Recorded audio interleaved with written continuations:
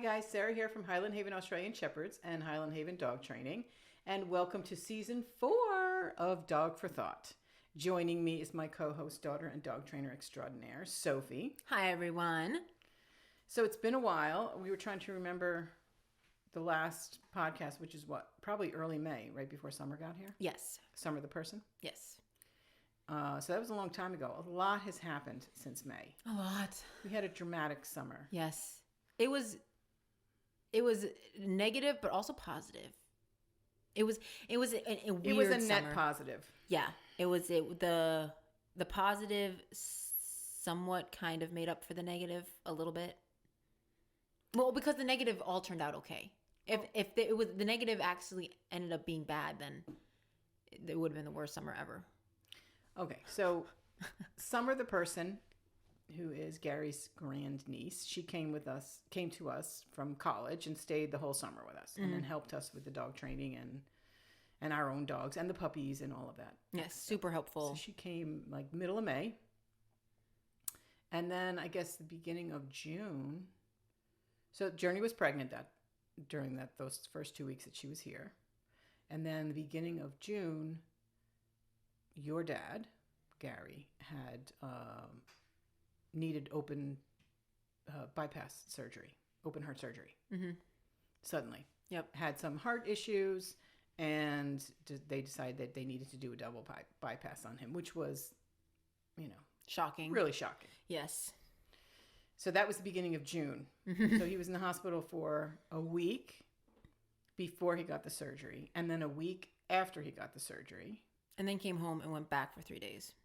Well, no, that he was only in the hospital 5 days then, and he came back and then went back. So he was in the hospital basically for a week, 8 days or something after the surgery. Mm-hmm. He came home, I think, on a Tuesday, and Journey went into labor that night. Yes, literally, he came home, and thank God he briefly went back because he wasn't 100%, and then when he came back, he was Much 95%. Yeah. There was only a couple of things we really needed to help him with. Thank God, because it was the most dramatic labor we've ever had. Yeah, it was pretty upsetting. Yeah. So he came home. He was upstairs in the bedroom. Because he had gone back for an extra 2.5 days or something. By the time he came home, he was really quite capable. Thank goodness. Yes. Journey went into labor that night. I spent the night with her.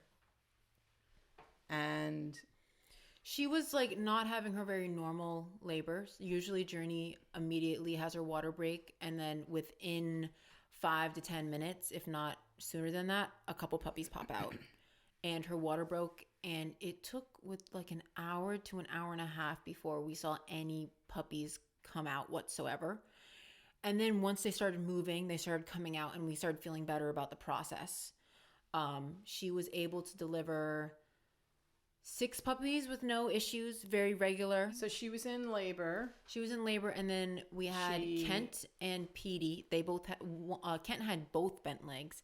Petey just had one bent leg. Let's define that.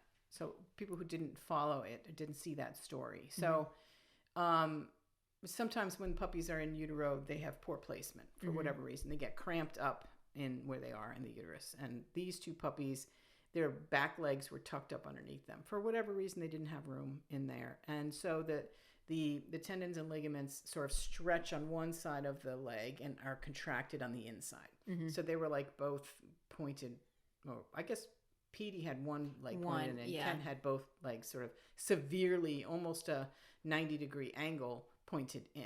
Yeah, which was kind of shocking upsetting. Looking at them. We're like, oh my goodness. And we already had a traumatic experience with Cole, but luckily, when we were looking at them, both legs looked even. They didn't look abnormally small. And with Cole, his leg looked like it wasn't fully developed. So Cole was a puppy from several litters back. Yeah, it was Twiggy's litter. It was just him and Twiggy.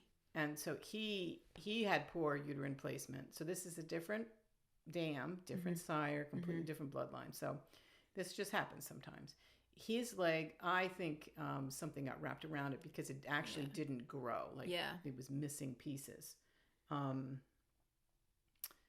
These puppies, their legs were equal length. Yes. So we were hoping that they had the complete interior anatomy of those legs. And then at that point, it's just a matter of letting them use them, would do their own PT by moving around and starting to use them. And we just gave them time to do that. So that ended up turning out fine. Yes. Spoiler alert, it turned out fine. Yep. By 3 weeks, they looked almost completely normal. And by the time they left, they were really normal. Yeah, we honestly, the last 2 weeks, I forgot they had bent legs, and then I couldn't figure out who had bent legs. Yeah. So that worked out well. Thank God. So we delivered 6 puppies, and then that was about midnight, I think. And then I sent you and Summer to bed because I was like, she's in a labor pause, so I don't know how long this is going to last. I'll just deliver the last 2 puppies on my own. Because we figured the x-ray showed 7. I figured she had 8 in there. And by the morning, I'd woken up, and she woke me up about 5 a.m. pushing, and I was like, okay, good. This is the last 2 puppies, and nothing happened. So I don't want to go into great detail about that whole night because the whole experience was so traumatic for me, because it was traumatic for Journey. But we ended up taking her to the emergency vet very quickly in the process, very soon in the process, because I just had a gut feeling that she was not going to be able to deliver these 2 puppies. And we ended up, we went to our regular emergency vet, who was great, but they weren't able to do the surgery until 4 hours later. The 2 puppies inside her were well. They had good vitals. So they wanted her to have her C-section sooner than 4 hours. So they sent us down to another place, which is Cornell University Vet Services in Stanford, and they were absolutely horrific. The staff there was just awful. They were awful to me. They were awful to Journey. They ended up just sticking us in an exam room and ignoring us for hours. And I had to beg for them to care for her. So by the time she got on the table, it was, well beyond what we would have been done with the surgery already at Katona. So it was a very upsetting experience. Yeah, meanwhile, me and Summer were at home trying to get all these bottles made and stuff, because we had 6 puppies on the ground who needed to be fed every 3 hours. And by the time you got back, you were so worn out from trying to save Journey's life when these veterinary staff would not help you at all, that you were so burnt out that me and Summer took over the shift, and Jacob, and we all just try to feed 2 puppies at a time. Meanwhile, Dad is upstairs. Yeah. Recovering from open heart surgery. So right. Yeah, it was super dramatic. So I couldn't share anything with him because I didn't want to upset him. Yeah. Yeah, it was a very upsetting day. Yeah. And we actually did make a podcast about it and decided not to post it because it's just more damage for us. It's just such a toxic and experience. I just don't want to relive it. Yeah, and this podcast is supposed to be positive, and we want to keep it positive. And the thing that was, I think, most upsetting about it is we did everything right. Yeah, we had plans in place. We brought her early on. It was just one of those things. Yeah. I don't really want to get into it. No. Suffice it to say that Cornell University Vet Services in Stanford is a piece of shit. And in my opinion, caused the death of those 2 puppies that were inside her and risked her life, risked Journey's life, and made her suffer for hours longer than was necessary. But overall, her surgery went well. She recovered very, very quickly, took care of the puppies coming back from surgery, just off the table, basically still partially anesthetized, came back and fed those puppies. So she was really a trooper. She really, and she recovered so fast. It was so funny. She had a huge incision from the top of her milk bar all the way to the bottom of the milk bar. So pretty much she was completely cut open. And her incision healed faster than Dad's did. And so we were comparing their incisions. And one day we just because it's hidden within the milk bar, because, it was kind of nice because you couldn't lick it, because we were like, how are we going to have her with a cone on cleaning her puppies and have this huge incision that she's not allowed to lick? But luckily the milk bar kind of enclosed it. So she just did. And she was so hyperfixated on cleaning the puppies that she didn't itch it or anything. And so one day we just looked at it daily, and we just opened her milk bar, and it was all scabs, and you just scratched the scabs off, and it was completely healed within a week. clean cloth, not Yeah. with my Not fingernails. yeah, but yeah, like, but I cleaned it and the scabs just all flaked off 5 days later. yeah, it was crazy. It was crazy. Yeah, and meanwhile, like Dad's like, oh my chest. Well, but like I know he's like he's older, but like it was still pretty amazing. No, it was. 5 I've days? never seen an animal heal that quickly. 5 days. It was crazy. Yeah, that was nuts. Yeah. So she did well, and she did a great job raising those puppies. She It recovered. was a tough litter though for me. We had the bent leg boys, which made me anxious watching them. Of course, Journey and her trauma, losing 2 puppies was very upsetting. Unnecessarily losing 2 puppies. Puppies die. Puppies are born sleeping. This is a normal part of breeding dogs. But those puppies did not need to die. It was needless. No, And it was their carelessness and lack of concern for the puppies inside her. They just didn't care. That was just not on their priority list. I mean, nope. They just didn't care if the puppies died. And we got them both back, and they both had like pink noses and pink paws. So I just wonder if they just never even tried to revive them. They just let them die. They were horrible. But anyways, so that happened. And then they all had diarrhea, and for a week straight. Yeah, luckily they're very clean litter, so they would just actually go in the potty room. So imagine if they were like a dirty litter, it would just be shit everywhere. But it was literal liquid diarrhea for a week straight. Like I could shooting not out. figure out what the hell was going on. Took stool sample in to be checked. There was no parasites. I treated them for coccidia, thinking it might be coccidia. I wormed them again for parasites, just in case that the sample I brought in just didn't happen to have any in there. And it was a full week before they started to come around. So that was worrisome too. Although the only thing that kept me sane was that the puppies were acting perfectly normal. Yeah. So it's like when puppies have diarrhea, you have to pair it with what's their demeanor. And Are then they acting normal? They eating?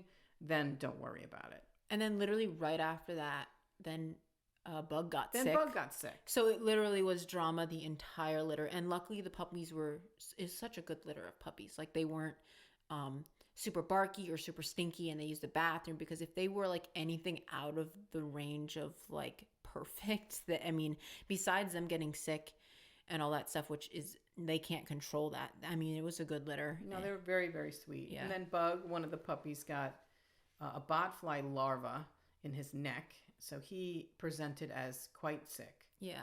With a fever, lethargy. And I was like, oh my God. So I brought him straight to the vet. And they did blood work on him. There's nothing remarkable in the blood work. They put him on antibiotics just because they were like, maybe it's pneumonia. Of course, I didn't know if it was contagious, so I had to separate him from the litter. And I'm like, oh my God, what if the whole litter gets sick? Yep. So it was a week before they were going home. I was like, oh my God.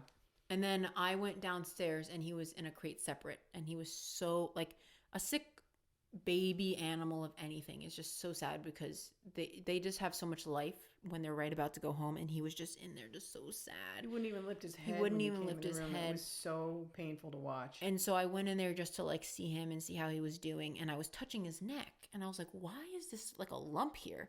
And then I lifted the fur, and I was like, he has a hole in his neck. Somebody punctured him. Who would have punctured him? At this point we hadn't really had them with the adults very much, and we watch them when they are with the adults, and it's very dramatic if something like that does happen. So we would have seen it. And so I looked at it, and I started squeezing on it, and it looked like pus was coming out. So I was like, let me go get Jacob. Jacob came downstairs, and he said, that's not pus, that's a larva. And so then we looked on. Jacob said he's done it at the vet a couple times. And so we just took some, Vaseline to drown it, and then suffocate it. And then when it came up for air, Jacob grabbed it with some tweezers. But you have to be careful not to pop it. If you're not a professional, definitely wouldn't recommend doing it to yourself. Definitely go to your local vet. But Jacob has done it before. So he grabbed it, and we were able to pull it out. You want that to be, like, you can pull a tick out and it can come apart and it's not a big deal. But with a botfly larva, it has to come out intact, because it can make them very sick. So you guys were able to get that whole thing out in one piece, and it was still moving around. Yeah, like, it was totally gross. alive. It was so gross. This is what nightmares are made of. Yes. I did not even know botflies existed in New York State. I thought it was like a South thing. Yeah, like South American thing. Like crazy, like Amazon thing. Yeah, I mean, I've seen them on TikTok. But maybe Florida would have them, but like Right. I would not guess it was in And then the Northeast. hole that left behind was significant. Yep. And on this little tiny puppy. But within hours of removing that, he started to improve rapidly. Yeah. And it was nice because then we knew that was a problem, so we can put him with the litter mates. And so he'd lost weight. And he was dehydrated because he didn't want to eat or drink. But he bounced back pretty quick. And in the end, he only ended up going home 1 day late. Yeah.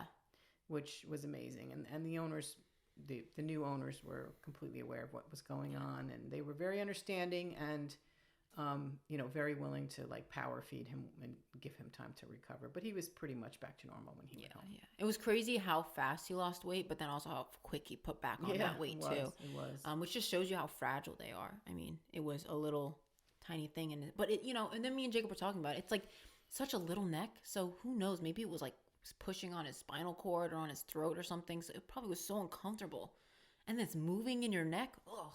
Yeah, no, it was really, really gross. Oh, it was so gross. So I'm glad he recovered from that. And then Kent stayed for an extra 11 days. He moved upstairs until the owners could get back from their vacation, which was planned before they decided to buy the puppy. So he stayed upstairs in the kitchen. Actually, it's always a lot of work to have the puppies, but he was just a lovely, easygoing, very biddable, easily housebroken puppy. Yeah. Yeah. So Thank God really for that litter being such lovely puppies. Really nice temperaments. Because with all the negative things that happened, I don't know if we could have handled if they were like not perfect on top of all this drama. It was a really sweet litter, but I was very glad to see Kent go and close the chapter on puppies, 2025 puppies for us. Yeah. I mean, I think it goes without saying, like, that's why we have such, like, the maximum amount of litters we have is 2. Because for us, it's more of, like, enjoyment. Like, we enjoy having the puppies. We enjoy doing these things with the puppies. We enjoy giving people dogs like ours. Like, that's the whole point. But during that second litter, I was like, oh. By the end of the second litter, we're tired. We're so exhausted. Burned out. It's tiring. Yeah, I don't know how people have, like... Even with summer here, it was really exhausting, and it was particularly hard on me, this litter. Yeah. And then on top of that, we had so many training and boarding dogs, too, so it was just a lot. It was a lot. It was a very busy summer, which we're grateful for. Yep. And then, of course, your dad was upstairs recovering, and he's done very, very well. He was very brave for his whole surgery. That's a tough surgery. Mm-hmm. And he held it together because he had some crazy roommates too in that hospital. Yeah, so he was in New York City in the hospital. I had to drive down there every day.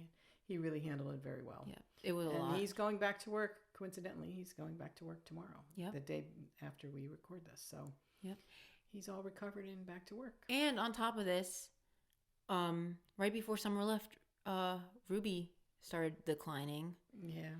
So that was whole drama too. So Ruby is our oldest Aussie. Mm-hmm. She would have been 15 in December. Mm-hmm.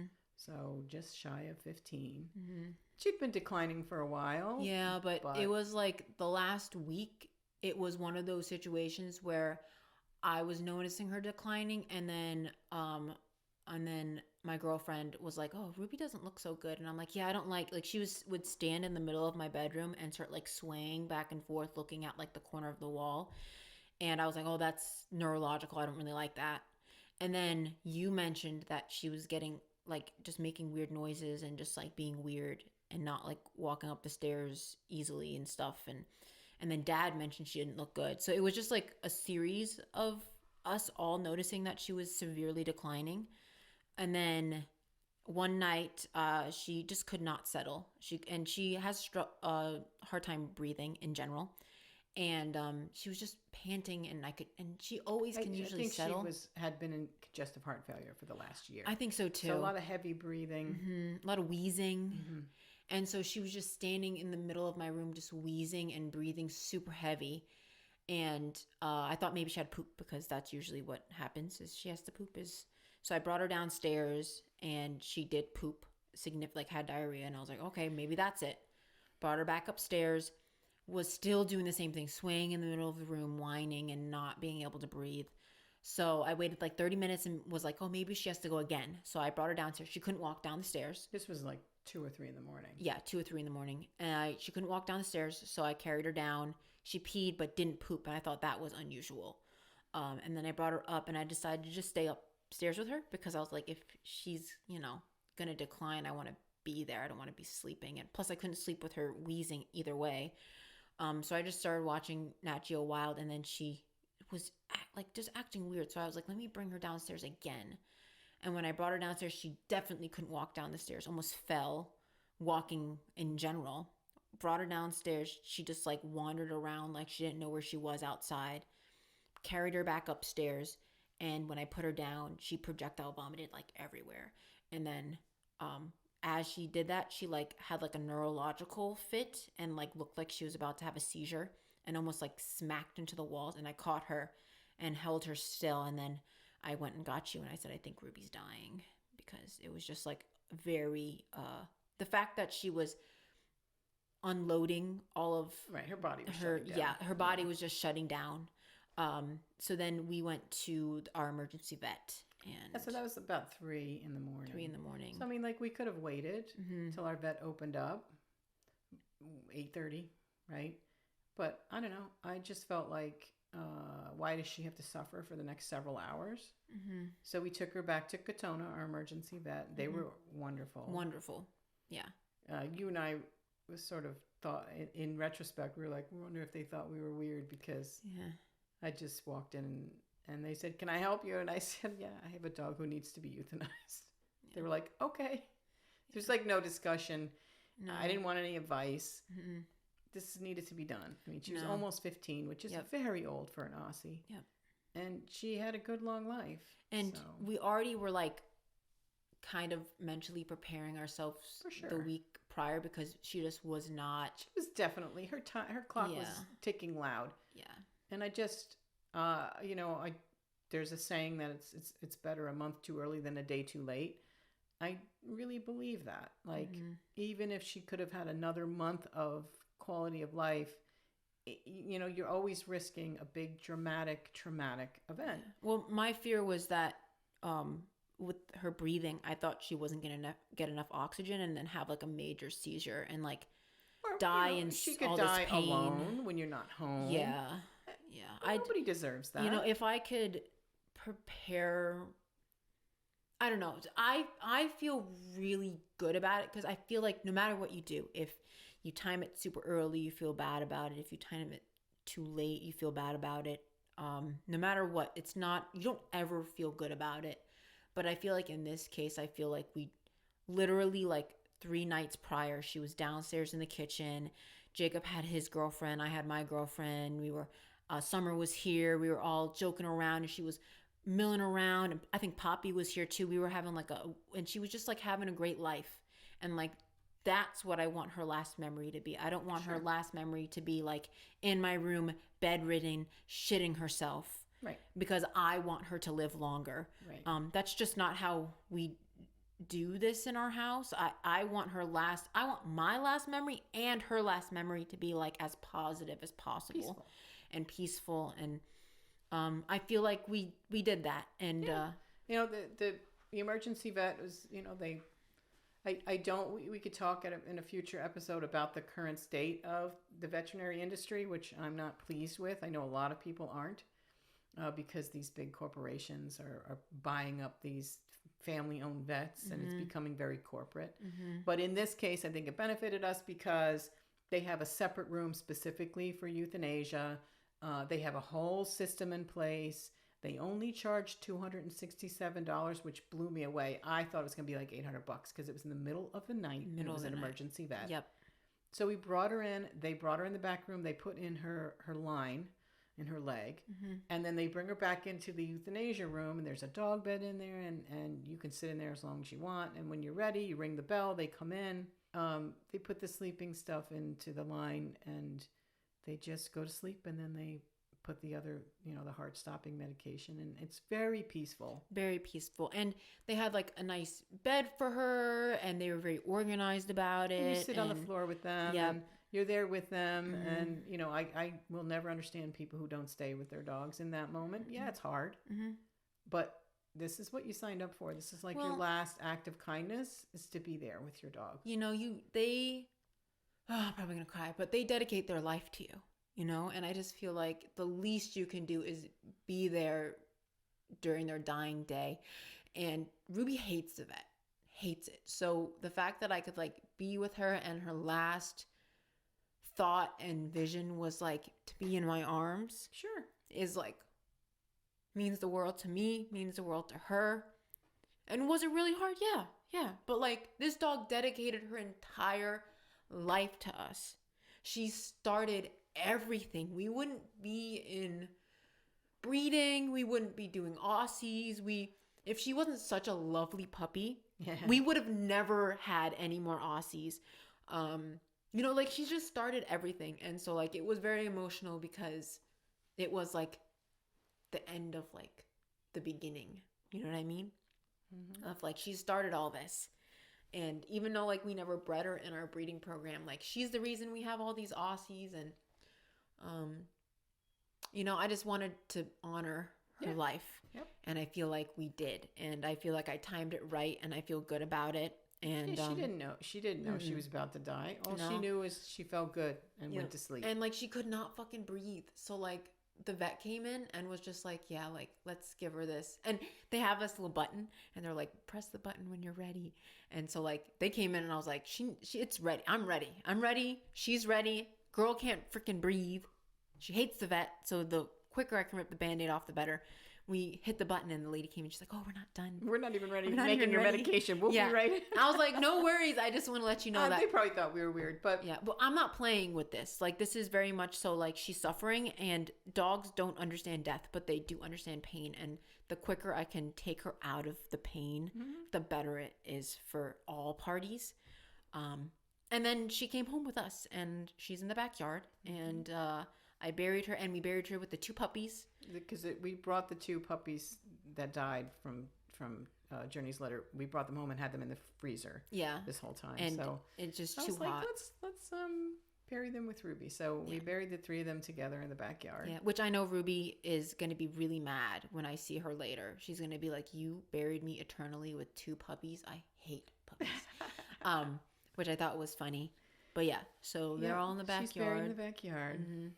Well, I thought that, you know, it went as well as could be expected. And, you know, I just feel very, very strongly about euthanasia. I really, really do. When it's done correctly in that kind of situation. And, you know, there was no conflict in us. That's the other thing. I think people think too much about how they feel about it. Ultimately, our job is to make her death peaceful. And we did that for her. Yeah. So. And this was like my first dog that I had to euthanize because all the other dogs were like family dogs or like your dogs or Jacob's and to be dog. fair, I've done this a lot. I've had many dogs over the last 50 something years. So I've done this a lot. And there's times it's been more traumatic, not so peaceful. In this case, it went well, and I'm glad she didn't have some horrible traumatic thing. And I also felt like the last, you know, since we moved to this house, like we've talked about, I just felt like she didn't have the best quality of life. Like, yeah, she's 14 and she doesn't need to be, like, she can't walk anymore and she can't do this and all this stuff. But like, I mean, it was miserable her having to rotate with Twiggy, and then I just felt like I was divided between work. So she couldn't be with the group because she had made some enemies within the pack.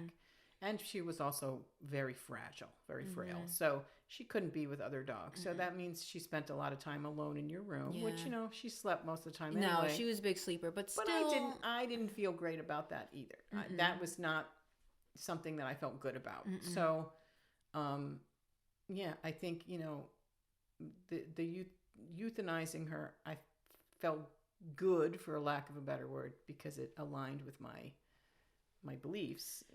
Having her separated so much in the last year of her life doesn't really align with how I think things should go. So that wasn't great for her. Although ultimately she's an old dog. She just slept all day. Well, and we were talking about like literally like, I think it was like the day before we euthanized her.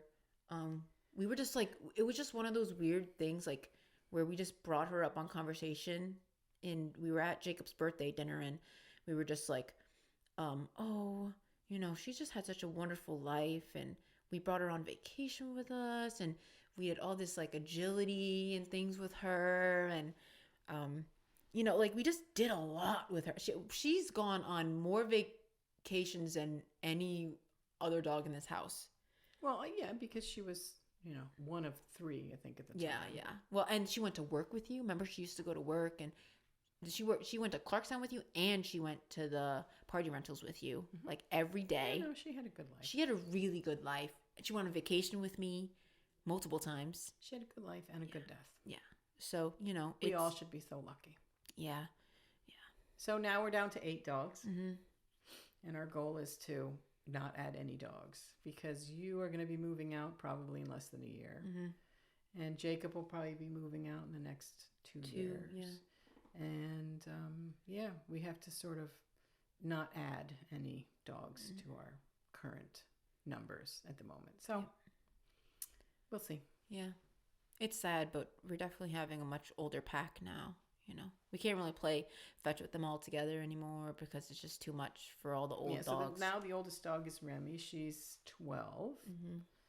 She's not as in good a shape as Ruby was at 12. So I don't think Remy's going to see almost 15. She's very, has a lot of dementia. She has declined considerably in the last year, but she still looks good. You would never know. She looks great, and she moves around fine. She just has a touch of dementia, so she gets a little confused about where she is. Yeah, she gets stuck in places, and then she starts barking at the dog, and you're like, girl, the door's open. Like, And then Ty is... He will not see 14, Ty. No. But Ty is one of those dogs who's been old forever. So he doesn't even feel like an old man, because he's been an old man. He'll be 12 in December, so he's our next oldest. Yeah. And then I think it goes Meadow is 9, Vivi's 8, Deacon 6, Twiggy and Journey are 4. 4, yep. 4, 3.5, and Tula's almost 2. Is 2? Tula is a year and a half. Year and a half. Yeah, she won't be 2 until January. Okay. So she's a winter puppy. End of January, I think. So from 1.5 all the way up to 12 now. So they've been good. Yeah. It's sad, but you never feel good about it. But I feel pretty decent about it. And like, I think the only selfish thing I have about it is I'm so happy that she made it to this house, because I would be really, really upset if we had to bury her at the other house and I had to leave her there. Yeah. I would have felt really sad. So I'm happy she's at this house, and when I get sad, I just go down to her little rock down there and I just talk to her for a bit and come back upstairs. So there's that. And then we bought a boat. Yeah, we did buy a boat, which was really fun. And So we bought this house not realizing that there were lake rights. And then when we found that out, not even knowing what the lake looked like, even though it's only a few hundred feet from our house. It's like 300 feet from our house. And so when we went paddleboarding in June, I went paddleboarding alone. And then I said, we need a boat. And I said, you're ridiculous. We're not buying a boat. Give me a break. And I said, no. And I kept talking about how much we need a boat and how convenient it is. And we have everything we need for a boat. We have the basketball court so we can put the boat, and it's not on our property. It's on our property, but it's like away from the main house, which was your concern. And then I was like, and we have slips, which is where you can dock the boat and then take it out. You don't have to take it in and out of the water every time you use it. And we have lake rights. And like, I was just listing all the things, and you were like, no, you're being ridiculous, blah, blah, blah. And then I took you paddleboarding, and we got back from paddleboarding. I got on the lake, and I was like, oh my God, this is beautiful. We need a boat. Yeah. And so we got a boat. Well, really, ultimately, the only reason I agreed is because we can take the dogs on the boat. Yes. If I can take my dogs, I will do whatever you want me to do. Yes. So we swam then. We didn't get it in the water until late July. But we swam a lot. Summer loved to swim in the lake. And then we took the dogs out there. And they love it. And yeah. So that's been fun. It's been wonderful having a boat. Your dad hasn't been able to swim yet because he was still recovering. But next year he'll swim. Yes. And yeah, it's just like it's been a learning curve, but Yeah, we're total boat newbies. We don't know anything about boats. So No. we had to get our boating license. Yep. And, like I say, if you let me bring the dogs, I'm all in. Mm-hmm. So it's like having your own floating island. Yeah. We go out there and swim with them. Yeah. And I was like, we don't even go on vacation, so might as well bring the vacation here. Yeah. Which was another That's one. the other where- reason we need to not add any more dogs, because I need to actually be able to go on vacation. Yeah. And not worry so much about the number of dogs that are here. Mm-hmm. So we're going to be downsizing over the next couple of years. That doesn't mean I won't add a female, because I will have to. But we definitely won't be adding dogs. Probably not have another puppy for maybe 2 years. Mm-hmm. So Yeah, no, I'm not getting a dog anytime soon. If and then, anything, I when feel you like move out, maybe you'll bring Twiggy with you in some regard, and then Jacob's going to move out and he'll take Meadow. Yep. So, and I'll be all alone. Oh, except your dad will be here and all the dogs. and Summer. And Summer will be back. And Summer will be back. So it'll be fine. So that's about it for the updates. Yes. Mhm. Are we missing think- anything major? You missing anything? We had a busy summer. Yeah, it was crazy. But like, I think luckily everything worked out with Dad. Luckily everything worked out with Journey. Luckily everything worked out with the puppies. Yeah, your And we dad got a boat. said to me when I was wringing my hands over the puppies, he said, everything that's happened this summer has had a happy ending. Yes. Yes. So, except for the 2 puppies, but aside from that, Journey not only survived the surgery but really recovered very quickly. And the puppies had their ups and downs, but ended up, being really positive. Daddy's surgery went really well. He is recovered fully. We've been through some tougher times, but fortunately they've all ended positive. And training and boarding has been really good. I think that we've would been be super busy, which yeah. is, great. And Yeah. thank goodness Summer was here, because we really did need an extra hand. Mm-hmm. So she was really helpful. Super helpful. And she loved it. yeah, well, that's the only reason she's here, because she's a dog lover. Yeah, she loved it. I wouldn't let just anybody come and live here. They have to love dogs, because, we're dogs 24/7. Mm-hmm.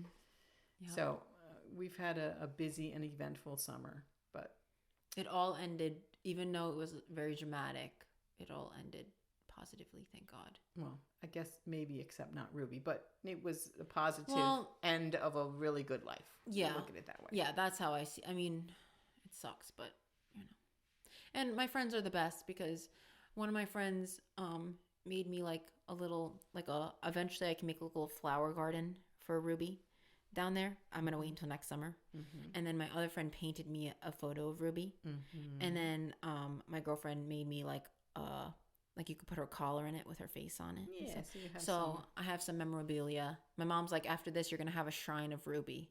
And I was like, yeah, I can't get any more things because it's going to turn into like a shrine. But it looks good now. So no, it looks cute. yeah. Lots of memories on the wall Mhm. of Rubensky. Yes. So All right, so this season, we have some stuff lined up, some We do. topics lined up. Mhm. We'll actually do a topic next episode, Mhm. not just ramble Yes. about what's been going on in our lives. As always, we want to hear from our audience, any questions or topics that they would like us to cover. If we Mhm. think we're qualified, we'll absolutely cover them. Mhm. But we'll be back next time with an actual topic, and we'll do season 4. I can't believe we're in season 4 already. Yeah, it's kind of crazy. But it's fun. Yep. We love the podcast. It's just gets harder and harder to schedule it, because you guys are like bona fide adults with real lives. Yeah.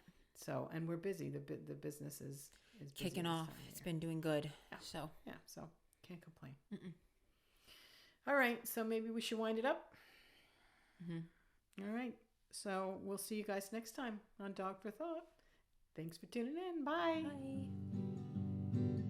Dog for Thought is written and hosted by me, Sarah Brown, co-hosted by Sophie Brown, produced, edited, and original music by Jacob Brown. Don't forget to like and subscribe.